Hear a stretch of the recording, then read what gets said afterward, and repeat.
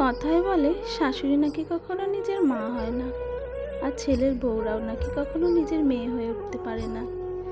আসলেও কথাটা অনেকের ক্ষেত্রে সত্যি। তবে জানেন তো, আমি অনেক ভাগ্যবতী। আমার সাথে আমার শাশুড়ির সম্পর্কটা বন্ধুর মতো। একটা বন্ধুর সাথে যেমন অনেক কথা শেয়ার করা যায়, ঠিক তেমনই মায়ের সাথেও অনেক কথা শেয়ার করি, ইয়ার্কি করি, গল্প করি।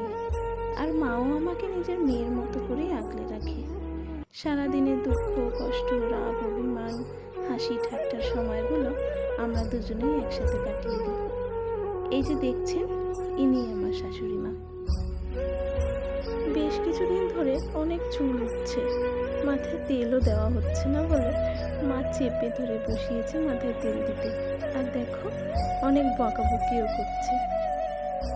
আপনারা যারা যারা আমার ভিডিও দেখছেন, তাদেরকে অনুরোধ করি, আপনারা আমায় আশীর্বাদ করুন। আমরা শাশুড়ি বৌমা সম্পর্ক থেকে মা মেয়ে হয়ে উঠতে না পারলেও সারা জীবন দুজনে যেন বন্ধুর মতোই কাটিয়ে দিতে পারি।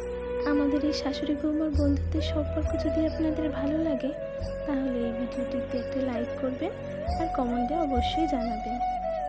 আর আমার চ্যানেল রিয়া ছোট্ট সংসারটিকে সাবস্ক্রাইব করে এই পরিবারের সদস্য হয়ে আমার পাশে থাকবেন।